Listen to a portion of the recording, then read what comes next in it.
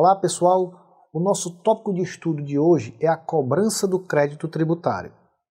Os métodos de cobrança dos créditos tributários utilizados no Brasil possuem características muito distintas entre si. O mais convencional é o processo de execução fiscal. É possível citar também o protesto de certidão de dívida ativa e os ditos meios indiretos de cobrança, que condicionam a prática de certos atos ou o exercício de uma atividade ao pagamento de tributos. Podemos citar as seguintes hipóteses de cobrança, dentre outras: cobrança amigável pela Receita, cobrança amigável da dívida ativa pela Procuradoria da Fazenda Nacional, comunicação do débito aos serviços de proteção ao crédito e o protesto judicial. O nosso foco nessa aula, porém, será a execução judicial para a cobrança da dívida ativa, reconhecida como a execução fiscal. A execução fiscal de dívida ativa tributária é o modo mais comum de cobrança do crédito tributário no Brasil e corresponde a processo judicial satisfativo de obrigação pecuniária. A execução fiscal é regida pela Lei nº 6.830 e subsidiariamente pelas regras do novo Código de Processo Civil.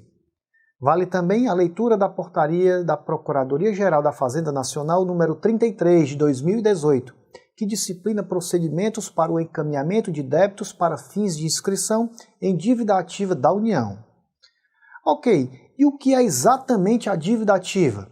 Constitui dívida ativa tributária a proveniente de crédito dessa natureza, regularmente inscrita na repartição competente, após esgotado o prazo fixado para o pagamento, pela lei ou por decisão final proferida em processo regular.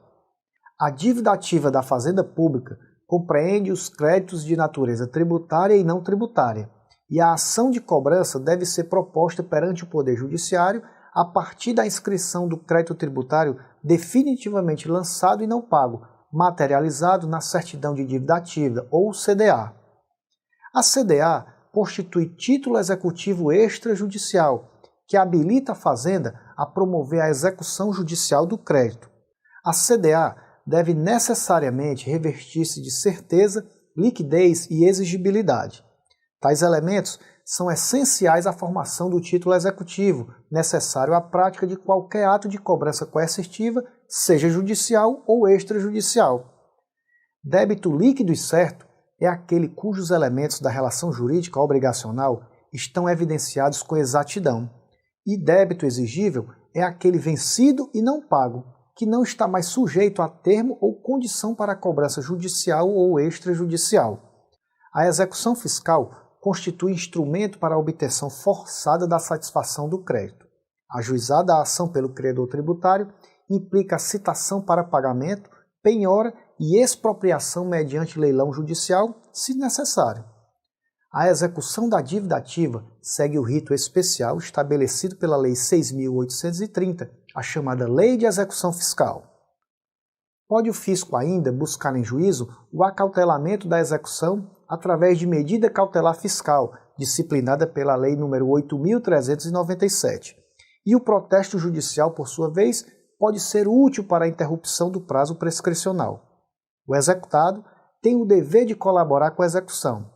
Caso o executado não pague nem indique bens à penhora, ou sejam estes insuficientes para a satisfação do crédito, procede-se à decretação da indisponibilidade dos seus bens. O crédito tributário é usualmente preferencial e a execução fiscal não se sujeita a concurso de credores, prosseguindo independentemente da existência de um juízo universal.